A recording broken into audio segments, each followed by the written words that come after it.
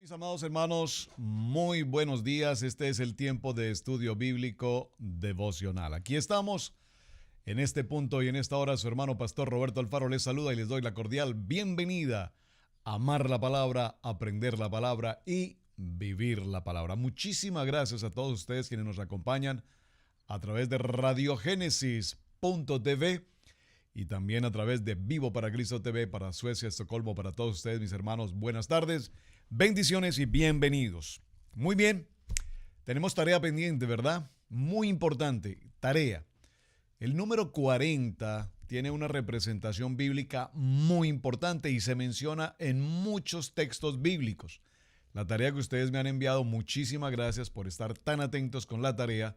Evidentemente es una tarea correcta porque evidentemente es tomada de la palabra, del texto bíblico. Todos los textos y todas las citas bíblicas muy acertadas, muy oportunas y cada una de ellas, sin lugar a dudas, tiene un sentido espiritual, un mensaje evidentemente a nuestras vidas y un gran sentido en el contenido de la palabra. Por ejemplo, en sus respuestas encontré algunas como estas. El diluvio ocurrió en 40 días y 40 noches, libro de Génesis, capítulo 7, verso 17. Fue una manera de cómo limpiar la tierra ante toda esta circunstancia y de inhumanidad y demás. Muy bien. El pueblo de Israel reconoció la tierra prometida por 40 días. Libro de Números, capítulo 13, verso 25. Pero tuvo temor de los gigantes. El Señor detuvo la entrada a la tierra prometida por 40 años. Libro de Números, capítulo 32, verso 13, con el fin de que la mala generación muriera y se levantara una nueva generación apta para la conquista. El gigante Goliat estuvo intimidando a Israel por 40 días. Primer libro de Samuel, capítulo 17. Es importante también que mencionemos, fue David escogido por Dios quien lo derrota y su reinado fue de 40 años. Segundo libro de Samuel, capítulo 5, verso 4. Y por supuesto, nuestro Mesías fue llevado por el Espíritu al desierto, donde estuvo 40 días ayunando, siendo tentado por el adversario. El libro de Mateo, capítulo 4, verso 2. Al volver del desierto, al haber vencido a nuestro adversario, vuelve en el poder del Espíritu. Mateo, capítulo 5, verso 12. Y después de la resurrección pasaron 40 días antes de ascender al cielo. Libro de los Hechos, capítulo 1, verso 3. Hay muchísimos otros textos, por supuesto, no los voy a leer todos, pero en su tarea, muchísimas gracias. Solo para resaltar que este punto del número 40 tiene una gran importancia, toda vez que 40 también tipifica evidentemente prueba, la prueba, una prueba de adversidad, una prueba. ¿Y por qué me he detenido puntualmente a tratar el tema de la prueba o el número 40? Porque lastimosamente creo que hemos pasado con demasiada rapidez en la historia del Evangelio a lo largo del tiempo de hablar de la iglesia, comillas, la congregación, la asamblea. Creo que hemos pasado muy rápidamente el texto del capítulo 16, del capítulo en Éxodo, vamos en el capítulo, terminamos el capítulo 24, pero estamos en este mismo momento tomándonos el tiempo de hablar del capítulo 25 en adelante y continuo hasta el capítulo 40. ¿Por qué digo que estos textos los hemos pasado extremadamente rápido, mis amados hermanos?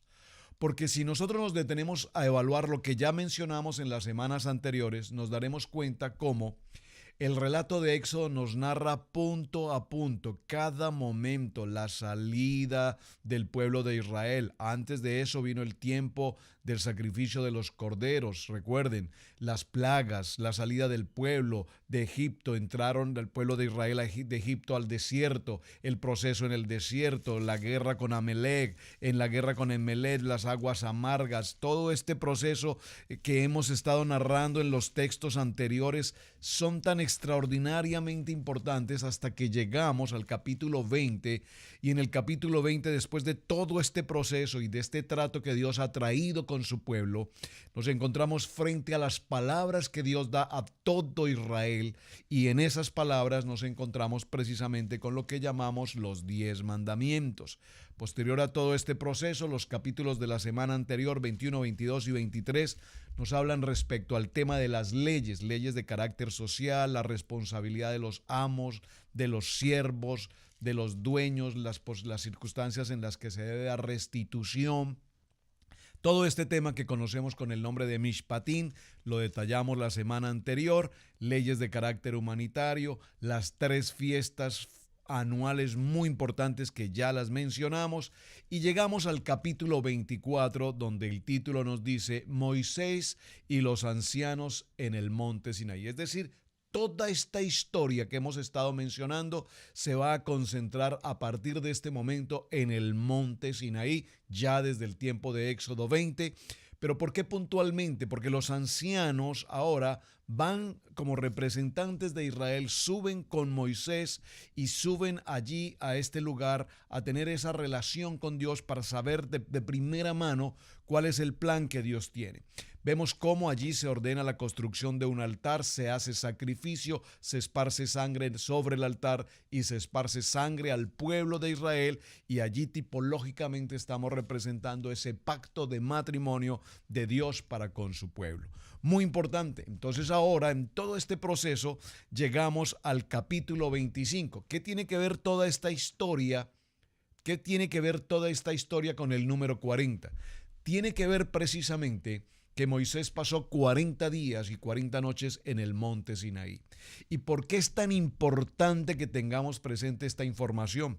Porque justamente allí en aquel lugar Moisés tuvo la oportunidad de ver cosas que seguramente ojo no ha visto, de carácter evidentemente espiritual. Y entre ellas, ¿cuál? Precisamente lo que estamos tratando ahora, el tema del tabernáculo. Así es que menciono que este tema se trata con mucha ligereza, y considero que el mensaje que Dios nos está entregando a través de no solamente de lo que significa una ofrenda. Ayer hablamos de la ofrenda de carácter voluntario que se presenta, y hablamos de la ofrenda de carácter privado, la que no se presenta, la que no se quiere mostrar, la que hacemos para ayudar a alguien. ¿Recuerdan? Entonces hablamos de esos 2 tipos de ofrenda, pero cada uno de los elementos que vamos a ver a partir del capítulo 25 y de aquí hasta el cerrar Éxodo en el capítulo 40, todos ellos tienen evidentemente una tipología, una representación fundamental. En cada uno de estos elementos se nos va a dar una descripción de quién es Dios. Dios en su santidad, Dios todopoderoso en su carácter, Dios todopoderoso en su misericordia, Dios todopoderoso en todo el sentido amplio de la palabra. Por lo tanto, nos tomaremos tiempos para que hablemos, repito, con cierta delicadeza, de tal manera que aunque el tiempo realmente no nos permite avanzar mucho, sí podamos tener un mejor concepto de lo que nos estamos refiriendo. Veamos, por ejemplo, el primer caso. Ya lo mencioné ayer, lo quiero retomar hoy. Dice en el capítulo 25, Yahweh habla a Moisés diciendo: Di a los hijos de Israel que tomen para mí ofrenda de todo varón que la diere de su voluntad. De corazón tomaréis mi ofrenda. Observemos aquí, hay algo muy importante. ¿De dónde tomarán ofrenda? ¿De dónde tomará ofrenda Dios? De los hombres de buen corazón, de los hombres de buena voluntad, que voluntariamente estén dispuestos a entregar esta ofrenda. Pero esta ofrenda, ¿de dónde viene? Dígalo conmigo. Todo le pertenece a Dios. Es decir, Dios está pidiendo que de todo cuanto Él nos ha dado, cualquiera que sea su naturaleza, me refiero, mineral, metales preciosos, oro, plata, cobre, bronce, cualquier metal, piedras preciosas o animal, vegetal o cualquier tipo de naturaleza que nosotros tengamos a nuestro haber, realmente tenemos que tener claro, mis amados hermanos, que no nos pertenece. Dios nos lo entregó. Somos tan rápidos para decir yo soy dueño de las fincas y de los edificios y de las casas y de los apartamentos. Y esa titularidad, aunque esté escrita en notario o ante un título, realmente nada de lo que hay sobre esta faz de la tierra es nuestro.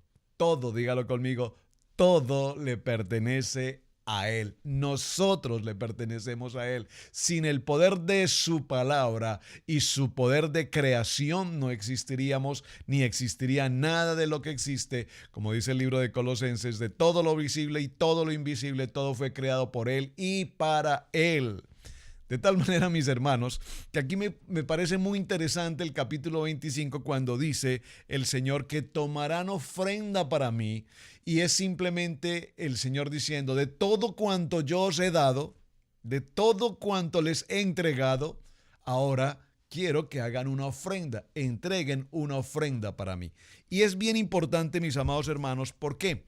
Porque vemos que en este texto, a partir del verso 2 en adelante, del verso 3, esta es la ofrenda que tomaréis de ellos. Y lo primero que nos menciona en este punto es oro. El oro, lo veremos en los siguientes días en detalle, el oro representa evidentemente en nuestros ojos, o a nuestros ojos mejor, el valor más alto.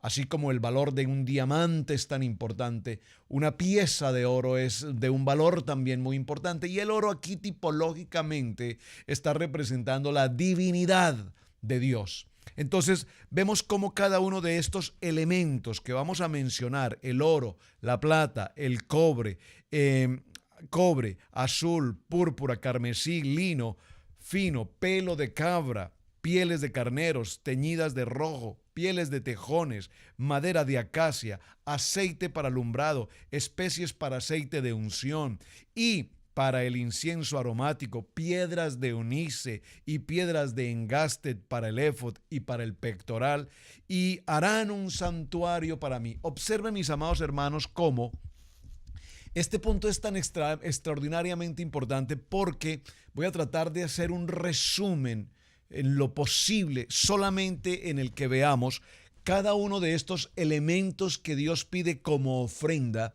de tal manera que tengamos el concepto básico, elemental de cada uno de ellos. Así como el oro tipifica esa divinidad y la plata tipifica redención, entonces veremos cada uno de estos elementos, tanto desde desde el punto de vista mineral, desde el punto de vista vegetal y desde el punto de vista de su naturaleza animal. Estos tres reinos de la naturaleza están incorporados aquí en esta ofrenda, y por supuesto cada uno de ellos tiene una representación extremadamente importante para nosotros. Así es que cuando mencionamos, repito, los materiales, quiero por favor que tengamos presente que al decir estas palabras el Señor nos está hablando de que todos los materiales preparados por Dios deben llegar a ser nuestra posición, nuestro disfrute y nuestra experiencia. Todos estos elementos que nosotros tenemos a nuestra disposición serán presentados de manera voluntaria para el propósito de la construcción de un lugar llamado tabernáculo, llamado santuario, en el cual el Señor podrá morar. Y este morar o habitar es una expresión también espiritual, obviamente.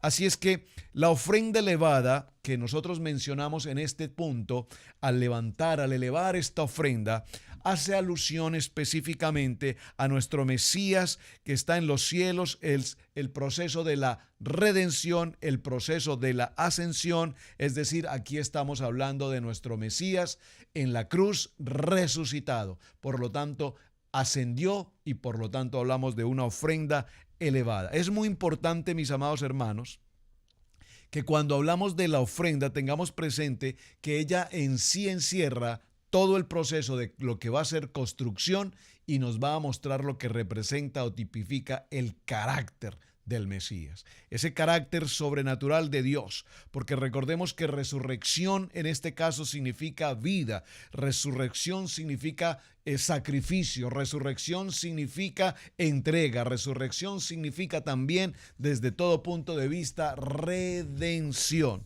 Y cuando hablamos de este tema de redención, desarrollaremos a lo largo de nuestros textos de estudio cuál tan importante es que conozcamos en detalle precisamente cada uno de los elementos que conforman o constituyen este proceso de construcción. Así es que quiero detenerme un momento, permítame por favor, porque hay algo puntual que quiero leer con ustedes. Y es en el capítulo 25, verso 10. Tengo este texto. Hará también un arca de madera de acacia. La madera de acacia, dijimos ayer, una madera de carácter incorruptible, la madera de acacia. Según el versículo 22, el arca se llama el arca de testimonio. Qué importante que tengamos presente, porque así como el arca va a ser llamada arca de testimonio, de igual manera este tabernáculo, esta construcción, este edificio, si me permite la expresión, será llamado también el tabernáculo de testimonio. Y cuando vemos en este texto, en el libro de Éxodo, la palabra testimonio aquí se refiere a la ley que Dios nos ha entregado ahora precisamente en el capítulo 24. Las tablas de piedra se refiere precisamente a la ley de Dios, la Torá, y por supuesto nos habla del testimonio, repito, como la ley que Dios promulgó allí en el monte Sinaí. Ya vimos entonces que esta arca del testimonio, además como tabernáculo de testimonio también, entonces esta arca y este testimonio y esta arca y este tabernáculo nos hablarán del testimonio como la obra sobrenatural que Dios está haciendo a favor de su pueblo. ¿Y cuál es el testimonio de Dios? El testimonio de Dios es precisamente la ley, la autoridad que Dios nos ha entregado. Fue colocado en el arca para protegerlo. El arca puede compararse además como una caja fuerte donde se guardan documentos importantes u objetos de valor personal. Y en el tabernáculo del testimonio había algo así como esa caja fuerte que conocemos como el arca de testimonio, donde se guarda precisamente la ley, el testimonio de Dios. Por tanto, el arca de testimonio era una caja fuerte dividida para preservación de toda la ley de Dios. Aquí hay algo muy importante. Observen que la característica de la construcción del arca es que en principio es una madera de acacia, recubierta completamente en oro puro. Y además había una segunda arca que se guardaba, se incorporaba dentro de la primera, construida completamente en madera. Esto es muy interesante, me apasiona este texto, esta enseñanza. ¿Por qué? Porque ¿qué nos quiere tipificar una arca exterior totalmente cubierta, bañada, reforzada en oro puro? Y luego en su interior otra arca solamente construida en madera. ¿Qué nos tipifica esta escena?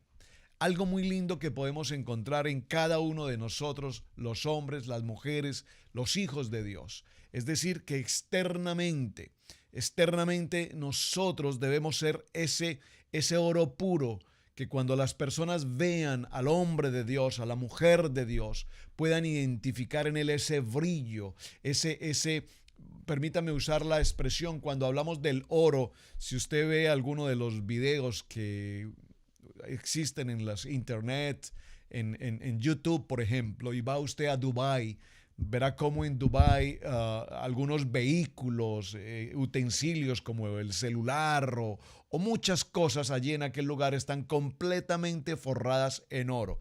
Eso hace que tengan un valor extremadamente alto, pero también hacen que haya codicia en este sentido, es decir, que la gente apetece, admira profundamente un automóvil totalmente cubierto en oro. Bueno, eso es algo impresionante. Yo nunca he tenido la oportunidad de ver algo así, a menos de verlo en un video, por supuesto, pero así somos nosotros, recubiertos con esa capa de oro, de tal manera que cuando la gente nos observa como familia, como hijos de Dios, la gente pueda encontrar en nosotros no solamente ese oro puro, refinado, sino pueda ver ese brillo, porque dígalo conmigo, somos luz.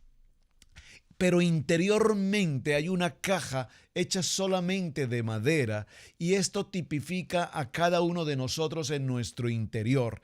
Es decir, que tenemos la oportunidad de mostrarle a las personas la calidad de lo que estamos hechos, pero que internamente también necesitamos ser transformados, ser cambiados en muchos aspectos de nuestra vida. Es muy importante y tenemos una segunda tarea para el día de hoy. Esta lastimosamente no he podido recibir todavía aún respuesta porque el tiempo ha sido extremadamente corto. Yo estoy grabando este video en las horas de la noche, es decir, que en el transcurso de esta noche seguro recibiré las tareas, pero la intención de la segunda parte de la tarea es esta. Atención, ¿por qué cuando nos habla del arca del testimonio, ese primer elemento, ese primer mueble, ese primer utensilio que va a estar incorporado en el interior del tabernáculo, es interesante cómo él nos describe no solamente cómo se diseña, sino que nos entrega la estructura rectangular, las medidas, y vimos cómo las medidas simplemente son en medidas por mitad? Veámoslo textualmente y dice: y cubrirás el arca de oro puro por dentro y por fuera, y harás sobre ella una cornisa de oro alrededor. Fundirás para ella 4 anillos de oro que pondrás en sus 4 esquinas. Esto también lo veremos y estableceremos qué significa cada una de estas incorporaciones. 2 anillos, una al lado de ella y 2 anillos al otro lado.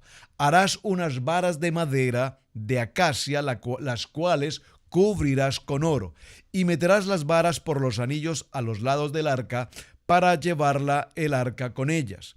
Las varas quedarán en los anillos del arca, no se quitarán de ella, no se quitarán de ella.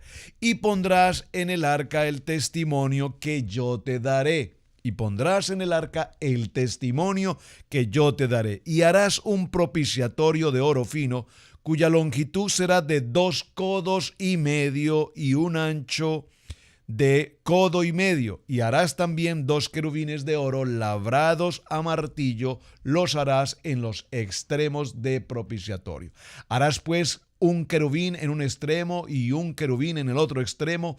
De una pieza con el propiciatorio harás querubines en 2 extremos, y los querubines extenderán por encima las alas, cubriendo sus alas el propiciatorio, sus rostros, el uno frente al otro, mirando al propiciatorio los rostros de los querubines.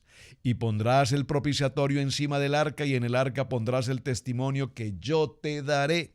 Y de allí me declararé a ti y hablaré contigo de sobre el propiciatorio, de entre 2 querubines que están sobre el arca del testimonio, todo lo que yo te mandare para los hijos de Israel.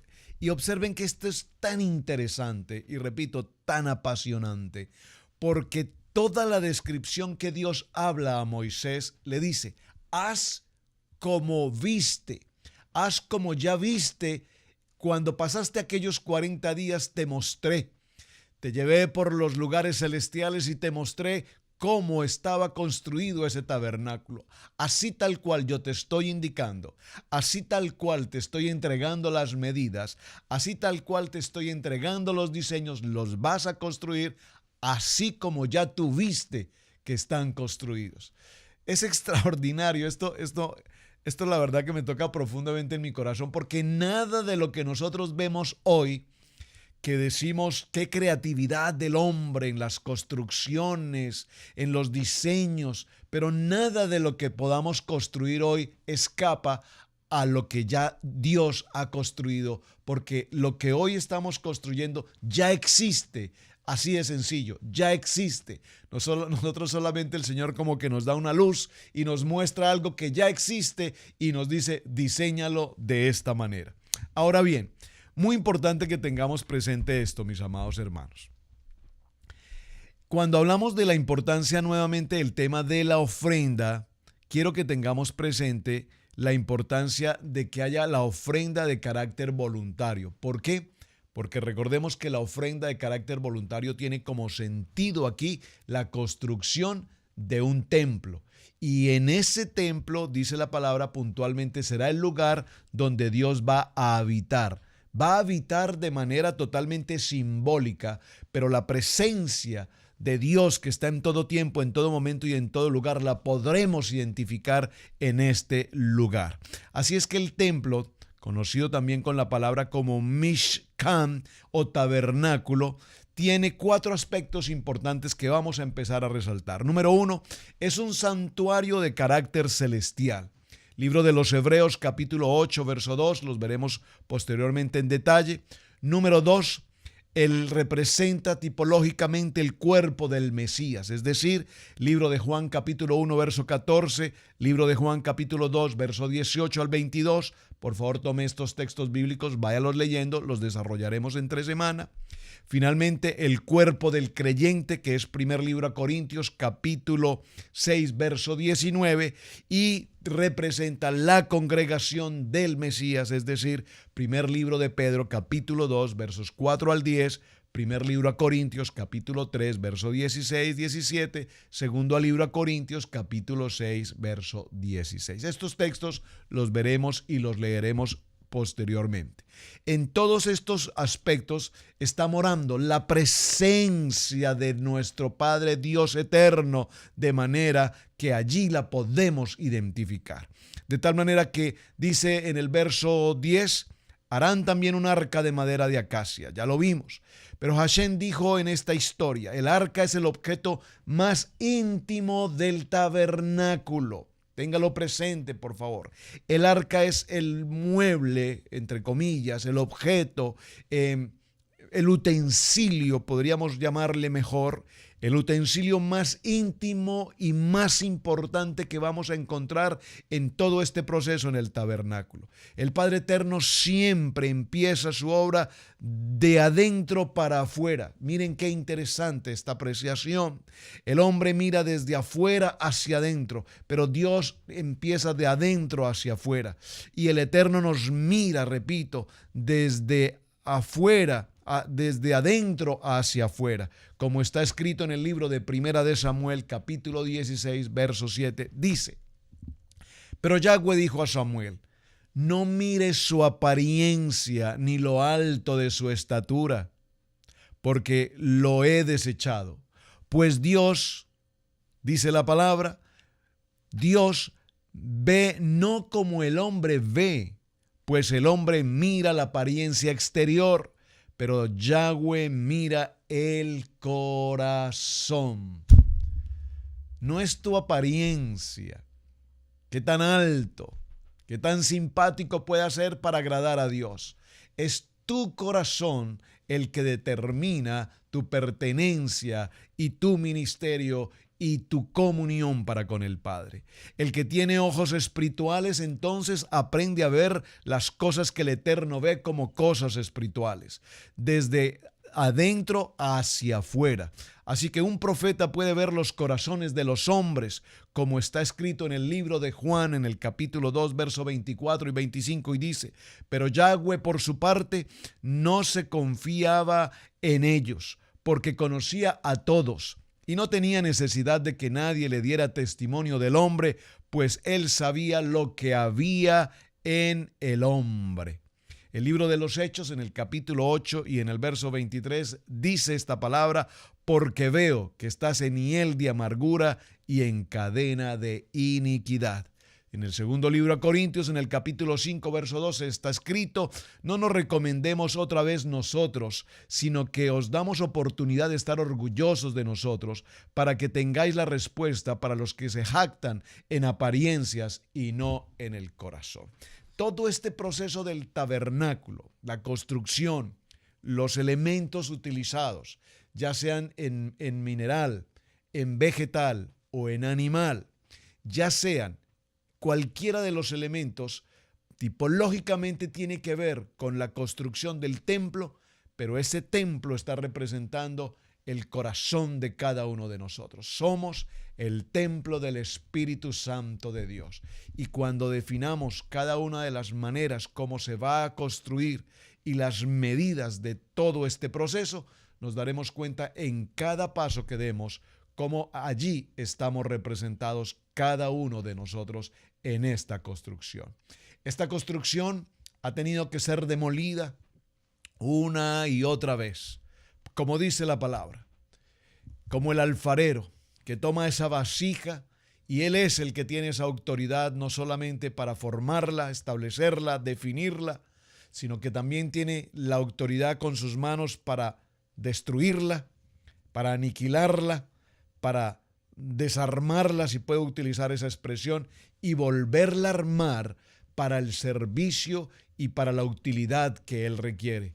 Este templo ha sido pasado por ese proceso, ha sido pasado por el proceso del fuego, ha sido pasado por el proceso de la prueba, ha sido necesario tener ese nuevo nacimiento. Y cuando tenemos ese nuevo nacimiento en nuestro Mesías, entonces entendemos que ya no vivo yo, sino que Él vive conmigo y que nuestra vida y nuestra vieja manera de vivir ya no tiene sentido, porque ahora nos inunda esa luz y ese shalom de Dios en nuestros corazones para amar, para servir y para rendir toda gloria y todo honor a nuestro Padre eterno. Mis amados, este es el tiempo de estudio bíblico devocional, tiempo que se nos pasa tan extremadamente rápido y tenemos tanto por estudiar, tanto. Por favor, vaya usted con su Biblia en el capítulo 25 en adelante, avance lo más que pueda leyendo muy puntualmente cada uno de estos versos que estaremos desarrollándolos poco a poco en la medida de lo posible. Estaremos viendo la mesa para el pan de la propiciación, el candelero de oro. Esa expresión, el candelero de oro, una expresión que nos colocaron allí, pero que tiene otro sentido mucho más que un candelero simplemente. Tiene otro nivel mucho más alto, mucho más elevado, mucho más de carácter celestial de un simple candelero. Por lo tanto, lo estaremos observando hasta que lleguemos al punto del tabernáculo y en el tabernáculo nos deleitemos en toda la construcción, en todo lo maravilloso de lo que significa el proceso de caminar y pasar el tiempo en este tabernáculo. Mis amados hermanos, muchísimas gracias por sus tareas. Seguimos pendientes con la tarea. ¿Por qué las medidas? 2,5, 1,5. Muy importante. ¿Por qué la medida del arca venía en estos medios y no en números completos? Por favor, la tarea. Muy bien. Por favor, les pido también de manera especial, compartan el video a todos sus amigos, a toda la plataforma que tienes en cada uno de los portales, en cada uno de sus diferentes medios de redes y de comunicación social. Y por favor, recuerden que es un privilegio servir a nuestro amado Yeshua HaMashiach. Su hermano Pastor Roberto Alfaro les saluda. Shalom, shalom, bendiciones. Y mañana continuamos, si así el Señor, nuestro amado Padre, lo dispone. Muy buen día.